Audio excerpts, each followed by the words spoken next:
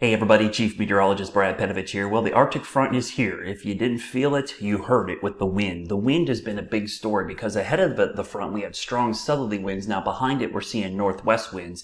You can see temperatures in many areas, especially from central North Carolina west, have dropped below freezing, and we're going to stay there for the next 2.5 days. So it's probably going to be mid to late afternoon on Sunday before we get back above freezing. So if you lost power, which a lot of folks have, please make sure you're being safe with heating sources. Seal up as much of your house as possible. Close the windows, retain that heat, keep it as warm as you can. I know it's going to get chilly. Layer up on clothes, but please be careful with space heaters, propane heaters, fireplaces, everything that can cause fires or carbon monoxide detectors. We see a lot of that happen after the power goes out in these cold snaps. The wind, a lot of folks asking about the wind gusts.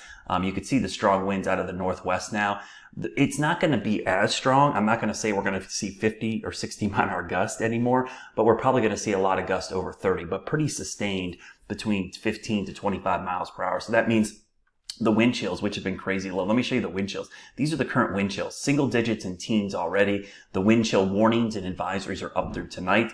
That is going to stay in effect through tomorrow afternoon. If you're going to the Panthers game, coldest Panthers game on record is going to be tomorrow. There's little doubt of that. The high temperature may not make it above 30. That would obliterate the previous record cold temperature for a Panthers game. And on top of that, wind chills will be in the single digits. So let me quickly show you when this is going to come to an end and just how cold it's going to get over the next, let's say, 48 hours or so.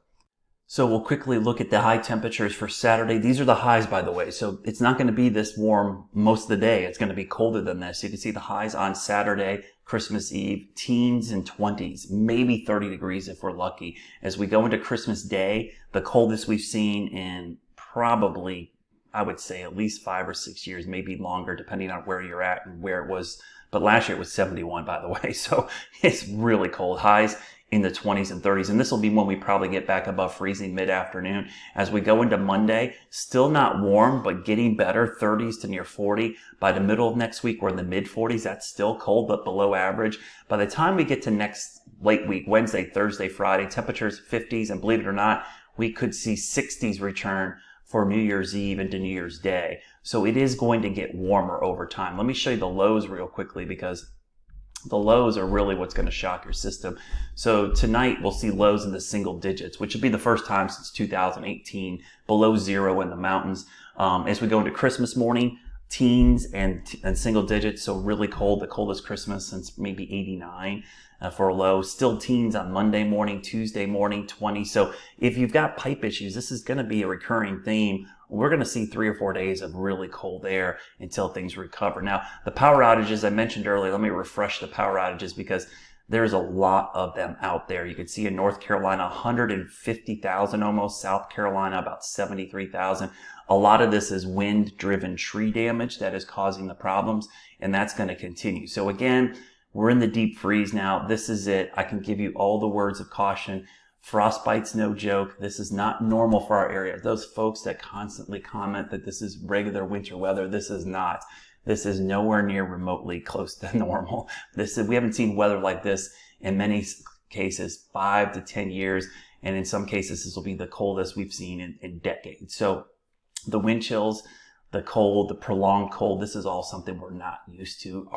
Our bodies in the South aren't accustomed to this. Our homes, our cars don't have the same regulations and building codes that they do, let's say, in Minnesota or Wisconsin. So all the folks that say, yeah, sure, it's colder up there, but everything's built different up there because of the cold. It's not the same down here. So that's why plumbing freezes up easier. We have issues with cars and, expect a lot of frozen fountain pictures in the next couple of days. And please, if you see ice, tell your kids, if they see ice on standing water ponds, retention ponds, it may look cool. It's the first time a lot of them have seen ice form on bodies of water. Do not walk on it. It is never going to be thick enough in this area to walk on. So please tell them not to do that. I do not want to see somebody fall into that icy cold water and end up with hypothermia. Be safe, stay warm, have a Merry Christmas. We'll get through this. It is going to be cold though, no doubt about it. And if you can, conserve power as much as possible. It's going to be a high demand day for sure today, tomorrow, and into Christmas Day